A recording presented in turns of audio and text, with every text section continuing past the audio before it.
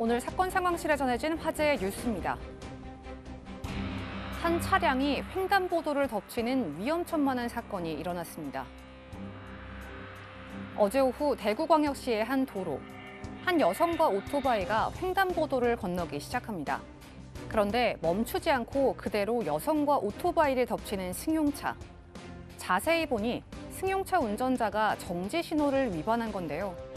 경찰은 이 사건을 접수한 뒤 정확한 사고 경위를 조사하고 있습니다.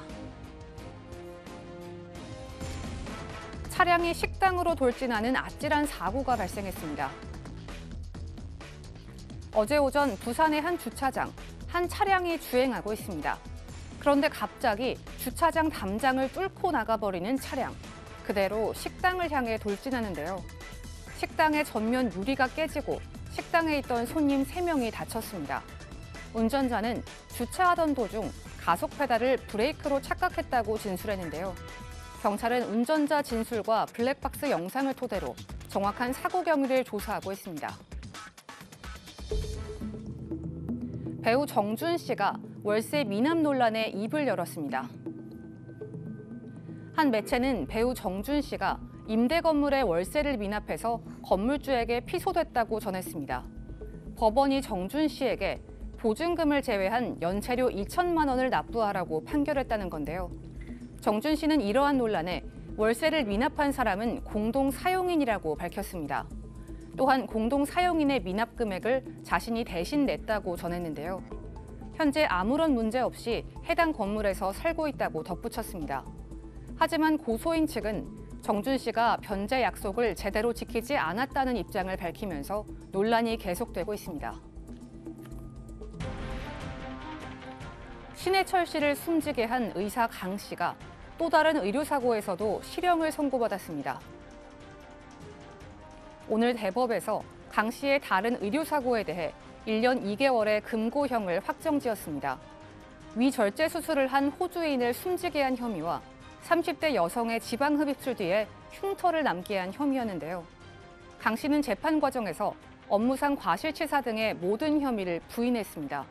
하지만 대법원은 의사로서 적절한 조치가 없었던 점과 기술이 미흡했다는 점을 들어 2심의 금고형이 옳다고 판단했습니다. 지금까지 사건 상황실이었습니다. 네, 이 고 신해철 씨를 사망케 한 혐의로 징역 1년을 확정받은 의사인데 이번에 이제 다른 혐의로 금고 1년 2개월이 이제 선고가 됐어요. 이렇게 되면 어떻게 되는 겁니까?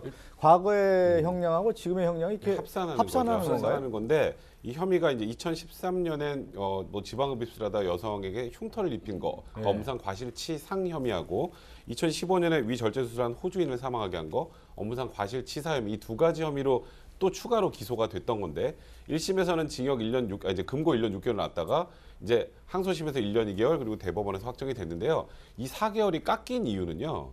그러니까 신해철 씨와 관련된 의료사고 그 사망사고가 대법원에서 확정된 다음에 그 형을 보고 이 세 개가 같이 기소가 됐으면 선고가 됐을 형량으로 조절을 합니다. 그러니까 이게 뭔가 무슨 참작할 만한 사정이 있어서 4개월이 깎인 게 아니고 신해철 씨 재판이 확정되면서 같이 처리를 했으면 대략 뭐 한 2년 2개월 정도가 선고되는 게 적당하다고 이제 재판부가 판단했기 때문에 그렇게 된 거고요. 그래서 그 당시 확정됐던 징역 1년과 이번에 또 확정된 1년 2개월, 총 2년 2개월을 이제 보고해야 되는 그런 상황이 됐습니다. 네. 자, 그리고 이제 배우 정준 씨가 월세 납부와 관련된 논란이 있는데 정준 씨 입장이 뭔가요? 지금 2016년 6월부터 월세가 좀 밀려가지고 3,090만 원을 이제 밀려서 소송을 당했다는 건데요. 월세 2천만 원하고 아마 이자라고 보입니다.